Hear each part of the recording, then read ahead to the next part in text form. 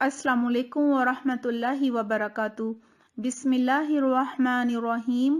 رب اشرح لی صدری ویسر لی امری واحلل عقدۃ من لسانی یفقہوا قولی رب زدنی علما اللہم فقہنا فی الدین آمین۔ آج ہم ثلاثی مجرد کے ابواب کے جملہ فعلیہ کو جملہ اسمیہ میں تبدیل کرنا سیکھیں گے۔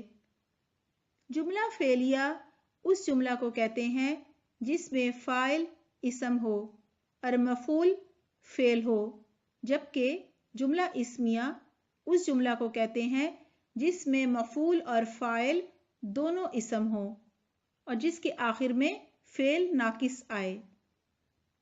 ہمارا جملہ فعلیہ جسے ہم نے جملہ اسمیہ میں تبدیل کرنا ہے یہ ہے: اسألک علما نافعا، میں تجھ سے سوال کرتا ہوں نفع مند علم کا، وعملا متقبلا، اور قبول ہونے والے عمل کا، ورزقا طیبا، اور پاکیزہ رزق کا۔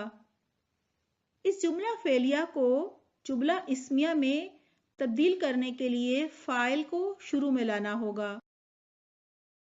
اسألک میں انا کی ضمیر فاعل ہے اور انا اسم بھی ہے، اسے شروع میں لائیں گے۔ اب ہمارا جملہ اسمیہ بن جائے گا: انا اسألک علما نافعا وعملا متقبلا ورزقا طیبا۔ انا کی وجہ سے اس جملہ میں زور پیدا ہو جاتا ہے۔ اب اس جملہ کے شروع میں انا لگانے سے انا جمع انا بن جائے گا انی۔ انی سے پہلے اللہم لگانے سے ہمارا جملہ اسمیہ ہو جائے گا: اللہم انی اسألک علما نافعا وعملا متقبلا ورزقا طیبا۔ اس دعا میں فاعل اور مفعول دونوں اسم ہیں، جس کی وجہ سے یہ جملہ اسمیہ کہلاتا ہے۔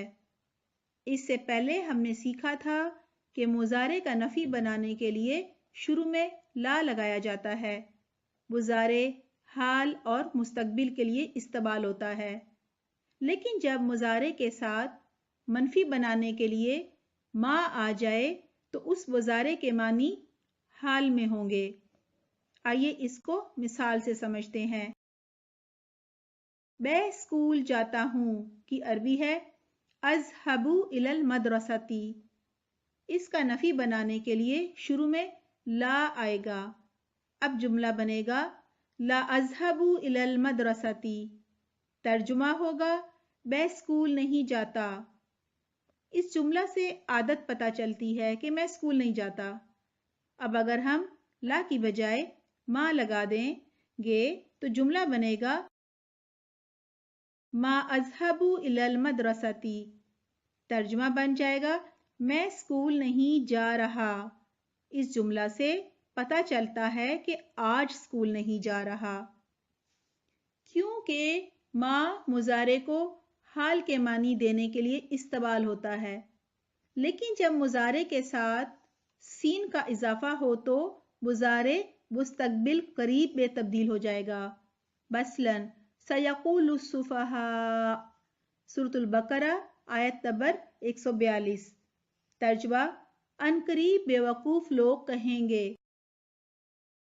سیصلی نارا ذات لہب، سورۃ اللہب آیت نمبر 3۔ ترجمہ وہ ان قریب داخل ہوگا شعلے والی آگ میں۔ اسی طرح اگر ہم مضارع کے ساتھ سوف کا اضافہ کریں تو ترجمہ مستقبل بعید میں ہوگا، جیسے فَسَوْفَ يَدْعُو ثُبُورًا، سورۃ الانشقاق آیت نمبر 11۔ ترجمہ پس وہ ہلاکت کو پکارے گا۔ وَسَوْفَ تُسْأَلُونَ، سورۃ الزخرف آیت نمبر 44۔ ترجمہ اور ان قریب تم سے سوال کیا جائے گا۔ الحمدللہ آج ہم نے جملہ فعلیہ کو اسمیہ اور مضارع کے حال، مستقبل قریب اور بعید کے ترجمہ کو سمجھ لیا ہے۔